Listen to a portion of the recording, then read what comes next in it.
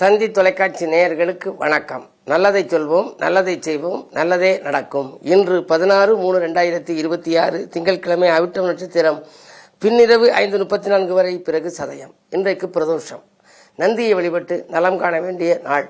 ஜாதகத்தில் எந்த விதமான தோஷம் இருந்தாலும் சரி, இந்த பிரதோஷங்கிற சொல்லிலே தோஷம் இருக்கு பாருங்க. இந்த பிரதோஷங்கிற நேரத்தில் நந்தி, சிவன், உமையவளை நீங்கள் வழங்கணுமா? நந்தி கொம்பு ஒளியே நாயகனாம் சிவபெருமானை பார்த்தால் நீங்கள் சிந்தித்த காரியங்கள் எல்லாம் ஜெயமாகும். எந்த தோஷம் இருந்தாலும் அதில் விலகி உங்களுக்கு நல்ல பலன்கள் கிடைக்கும்.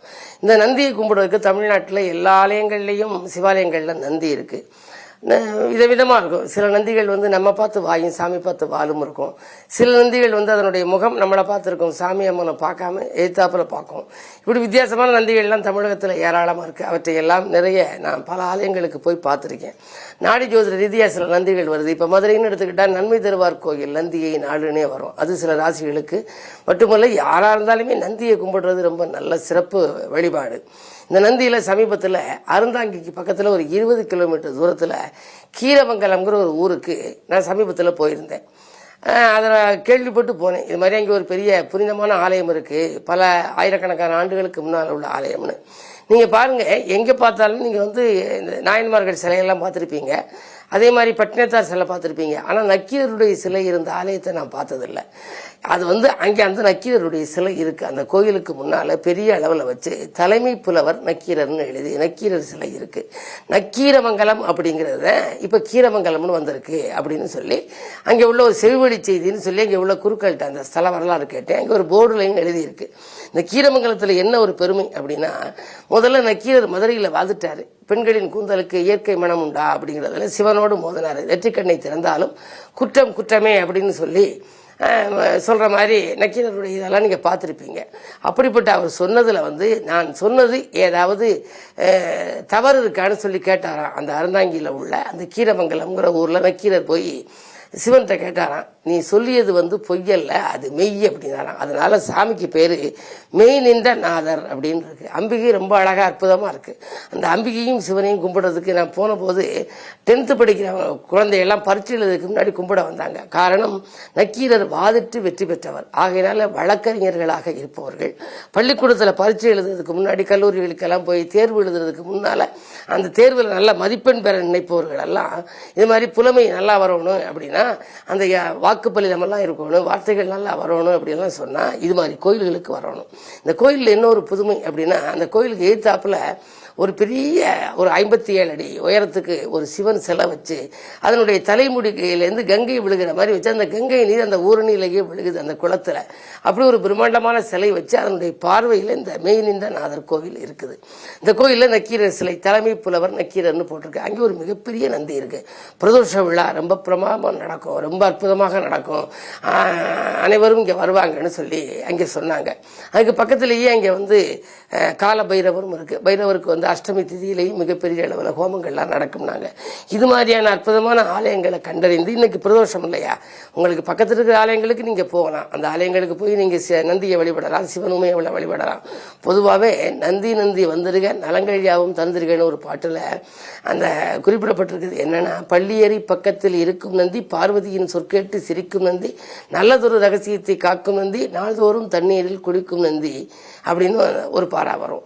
அதாவது நாள்தோறும் அது தண்ணீரில் குளிச்சு நல்லதொரு ரகசியத்தை காக்கலாம். பார்வதியும் பரமசிவனும் பேசிக்கொள்வதை கேட்கக்கூடிய ஆற்றல் சிவதூதனாக விளங்குகிற நந்திக்கு உண்டு. அந்த நந்திக்கு முக்கியத்துவம் கொடுக்கிற ஆலயம் தமிழகத்தில் ஏராளமாக இருக்குது. இங்கே ஒரு மிக பிரம்மாண்டமான நந்தி, வேந்தன்பட்டி நந்தி மாதிரி பெரிய நந்தி இந்த ஆலயத்திலையும் மெய்நின்றநாதர் கோயிலையும் இருக்குது. கீரமங்கலம்னு அந்த ஊருக்கு பேர். அறந்தாங்கியிலிருந்து ஒரு 21 கிலோமீட்டரில் வருது. நக்கீரமங்கலம் அப்படிங்கிறது நக்கீரர் கும்பிட்டதுனால இது ஒரு செவிவழி செய்தியாகன்னு சொன்னாங்க. ஆனால் போர்டில் அதனுடைய அந்த வரலாறுகள்லாம் இங்கே வெளியில் எழுதியிருக்குது.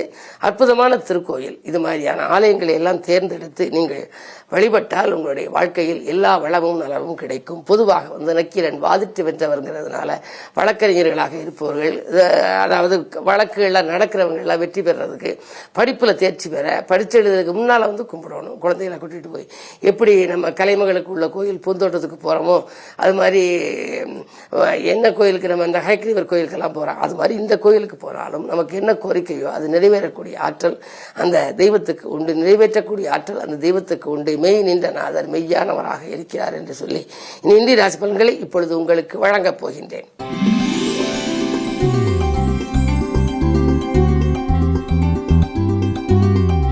மேசராசி நேயர்களே, உங்களுக்கெல்லாம் இன்று முயற்சிகள் கைகூடுகின்ற நாள். முன்னேற்ற பாதையில் அடியெடுத்து வைப்பீர்கள். மகத்தான காரியம் ஒன்றை செய்து முடித்து பாராட்டுகளை பெறப்போகின்றீர்கள். உங்களுடைய ராசிநாதன் லாபஸ்தானத்தில். எனவே தொழில் பொருளாதாரம் சிறப்பாகவே இருக்கின்றது. வருமானம் உயரும். இந்த நாள் வளர்ச்சி கூடும். நந்தி வழிபாடு நன்மை சேர்க்கும்.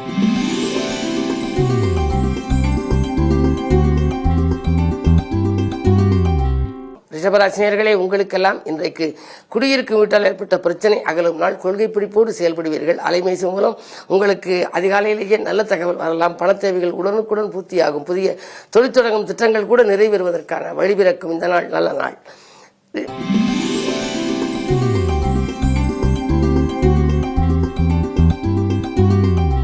மிதனராசினியர்களே, உங்களுக்கு இன்று சந்திராஷ்டமம். மாலை 5:12 வரை சந்திராஷ்டமம் இருப்பதனாலே இன்று எந்த புது முயற்சி செய்தாலும் கொஞ்சம் யோசித்தும் இறைவனை பூசித்தும் இறை நாமத்தை வாசித்தும் செய்ய வேண்டும். ஏதேனும் நீங்கள் மற்றவர்களுக்கு நன்மை செய்தால் கூட அது தீமையாக தெரியலாம். என்ன இருந்தாலும் விரயங்கள் அதிகரிக்கும். இந்த நாளில் விழிப்புணர்ச்சி உங்களுக்கு அதிகம் தேவை.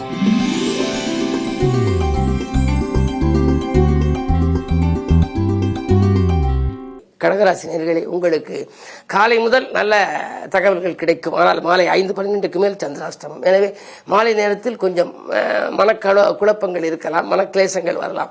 எதையும் திட்டமிட்டு செய்ய இயலாது. அதே நேரத்தில் குடும்ப பெரியவர்களின் ஆலோசனைகளை கேட்டு செய்வது நல்லது. பிறருக்கு நீங்கள் நன்மை செய்தாலும் அது தீமையாக தெரியும். எதிர்பாராத அளவுக்கு உடல்நிலையில் திடீர் தாக்குதல்களும் விரயங்களும் கூட ஏற்படலாம். மருத்துவ செலவுகள் உண்டு. எனவே இந்த நாள் இனிய நாளாக அமைய நீங்கள் நந்தியை வணங்குவது நல்லது.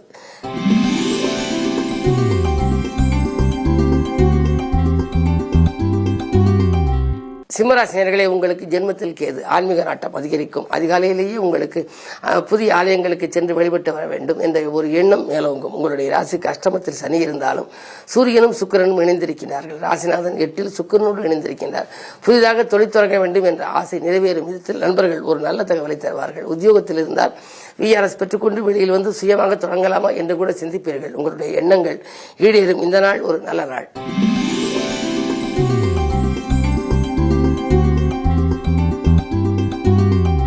கன்னிராசினியர்களே, உங்களுக்கெல்லாம் அலைச்சல் அதிகரித்தாலும் ஆதாயம் கிடைக்கும் நாள். 10லே குரு இருப்பதனாலே பதவியில் திடீர் மாற்றங்கள் உண்டு. உங்களுக்கு மேலதிகாரிகள் கூடுதல் பொறுப்புகளை கொடுக்கலாம். அதே நேரத்தில் நீங்கள் கேட்டால் உங்களுக்கு கேட்ட சலுகைகளை அவர்கள் வழங்குவார்கள். இலாகா மாற்றமோ இடமாற்றமோ எதிர்பார்த்தபடி வருவதற்கான அறிகுறிகள் தென்படுகின்றன. நீங்கள் எதிர்பார்த்து காத்திருந்த ஒரு நல்ல சம்பவம் இன்று மாலை நேரத்தில் நடைபெறலாம். இன்றைக்கு உங்களுக்கு ஒரு இனிய நாள்.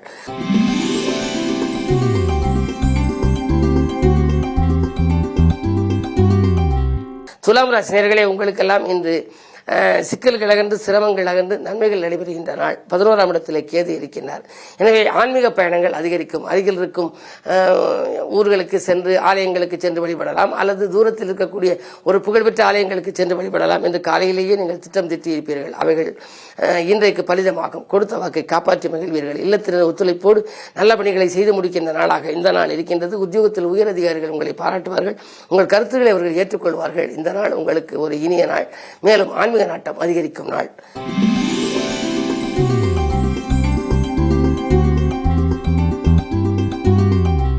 விருச்சிக ராசினியர்களே, உங்களுக்கெல்லாம் இன்றைக்கு தொழில் வளம் மேலோங்கும் நாள். தொகை கேட்ட இடத்தில் உங்களுக்கு கிடைக்கும். குருவினுடைய பார்வை 2:12 பதிவதால் பயணங்கள் பலன் தருவதாக இருக்கும். ஆன்மீக பயணங்களை மேற்கொள்வீர்கள். அருகில் உள்ளவர்களின் ஆதரவு உங்களுக்கு கூடுதலாக கிடைக்கலாம். 4ஆம் இடத்தில் இருக்கும் சனி 5ஆம் இடத்திற்கு சென்றதனாலே பிள்ளைகள் வழியில் ஒரு நல்ல சம்பவம் நடைபெறும். பிள்ளைகளின் எதிர்கால நலன் கருதி நீங்கள் திட்டிய திட்டங்களும் உங்களுக்கு வெற்றி பெறும். பொதுவாக முக்கிய புள்ளிகளின் ஒத்துழைப்போடு முன்னேற்றத்திற்கு வழிவகுத்துக் கொள்ளும் இந்த நாள் நல்ல நாள். இன்று நந்தியை வணங்குவது, சிவன் உமையவளை வணங்குவது நன்மைகளை வழங்கும்.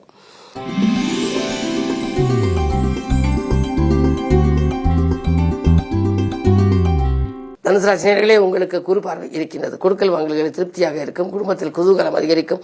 குழந்தைகள் நலன்கருதி நீங்கள் எடுத்த முயற்சிகளிலும் வெற்றி உண்டு. சக பணியாளர்களின் ஆதரவோடு உத்தியோகத்திலே நல்ல முன்னேற்றம் காண்பீர்கள். மேலதிகாரிகள் உங்களுடைய கருத்துக்களை ஏற்றுக்கொள்வார்கள். பணியந்தரம் பற்றிய நல்ல தகவல் கூட உங்களுக்கு வரலாம். நாளிலே சனி இருப்பதனாலே ஆரோக்கியத்தில் மட்டும் சிறு சிறு சீர்கேடுகள் வரலாம். அப்போதைக்கு அப்போது கவனித்துக் கொள்வது நல்லது.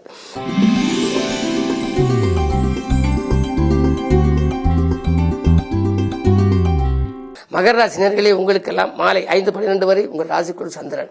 சப்தமாதிபதி சந்திரன் ராசியில் இருப்பதனாலே கல்யாண கனவுகள் நனவாகும்.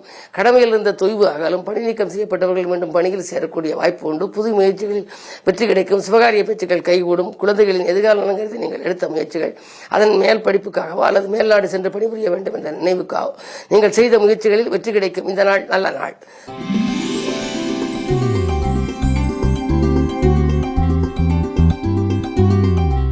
கும்பராசி நேயர்களே, உங்களுக்கெல்லாம் இன்று மாலை 5:12 மேல் உங்கள் ராசிக்குள் சந்திரன்.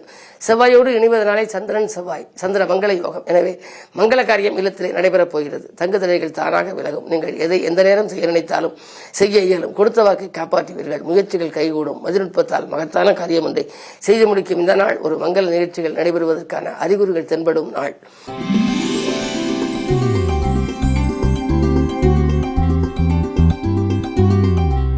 மீனராசி நேயர்களே, உங்களுக்கெல்லாம் கரைந்த சேமிப்புகளை ஈடுகட்டும் நாள். கவலைகள் தீர புதியவர்கள் ஆலோசனை கை கொடுக்கும்.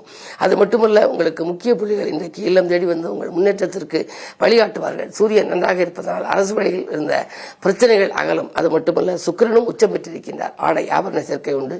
இல்லத்திற்கு தேவையான அத்தியாவசிய பொருள் ஆடம்பர பொருட்களை வாங்குவதில் ஆர்வம் காட்டுவீர்கள். மாலை நேரத்தில் ஒரு ஆன்மீக பயணம், அது மகிழ்ச்சிகரமான பயணமாக இருக்கும். குடும்பத்தாருடன் குதூகல பயணமாகவும் இருக்கலாம். இந்த நாள் நல்ல நாள், வெற்றிகரமான நாள். மேலும் விவரங்கள் அறிய தினத்தந்தி படியுங்கள்.